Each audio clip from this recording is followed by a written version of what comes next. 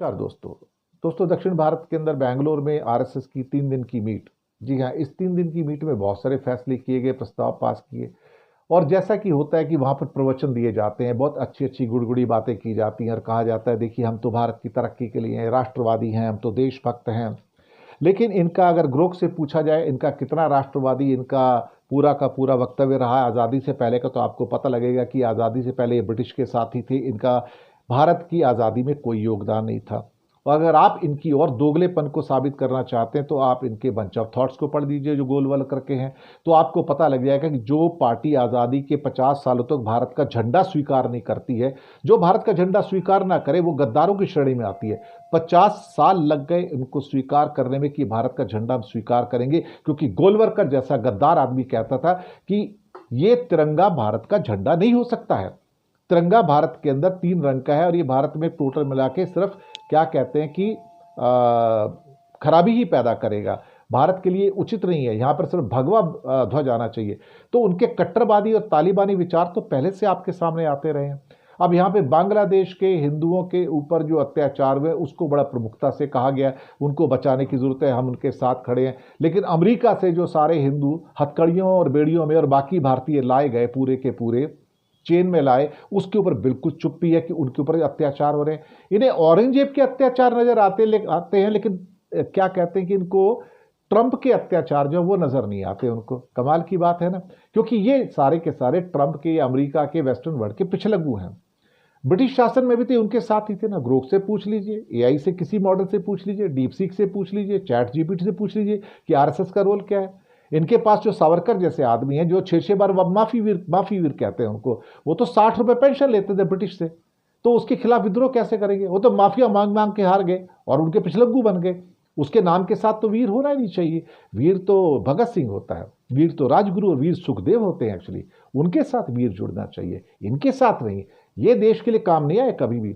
इनकी जो कहानियां बढ़ा चढ़ाकर वहां पर दिखाई जाती हैं अंडमान जेल के अंदर, तो उनसे ज्यादा जो क्या कहते हैं कि जो क्या कहते हैं अपना त्याग दिया है, वो तो 173 उन लोगों ने दिया जिनको फांसी दे दी गई।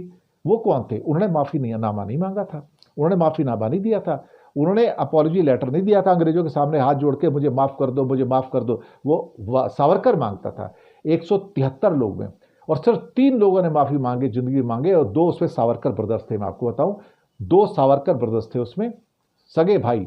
और तीसरा एक और व्यक्ति था जो शायद बंगाल से था, मुझे लगता है उसका नाम याद नहीं आ रहा।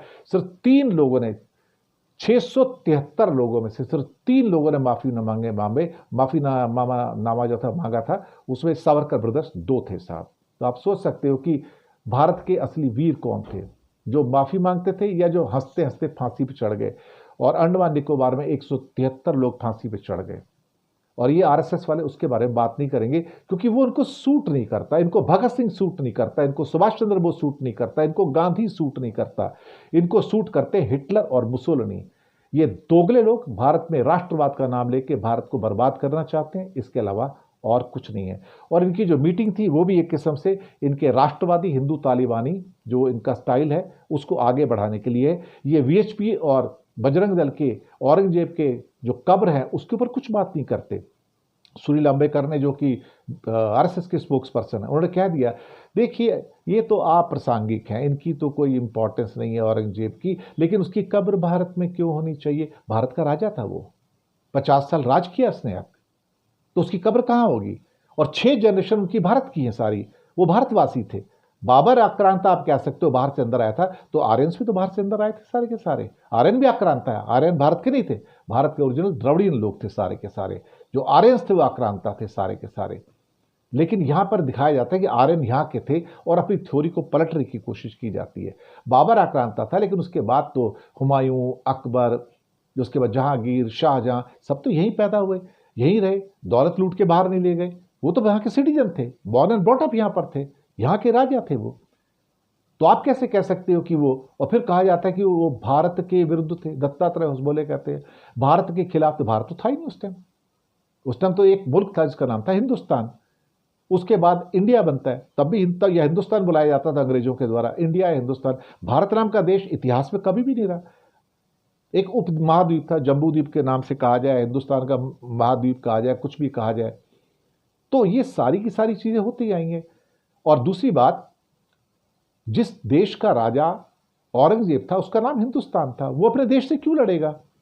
कि वो अपने देश के विरुद्ध काम कर रहा था। अपने देश के विरुद्ध कोई राजा क्यों काम करेगा भाई? वो सपोज करो कई राजाओं के खिलाफ लड़ाई थी उसकी। शिवाजी के खा शिवाजी भारत के राजा थोड़ी थे, शिवाजी मराठा एम्पायर के राजा थे, एक रियासत थी वो सारी की सारी। शिवाजी हिंदुस्तान के राजा कभी नहीं रहे। तो ये कैसे कह सकते हैं कि औरंगजेब ने हिंदुस्तान के खिलाफ काम किया? मुझे लगता है इस बात पे सोचने की जरूरत है। लेकिन आरएसएस की मीट का काम क्या है? आपको भटकाना, पूरा का पूरा भटकाना, इसके अलावा और कुछ भी नहीं है। तो ये थी आज की हमारी पेशकश। शुक्रिया आपका।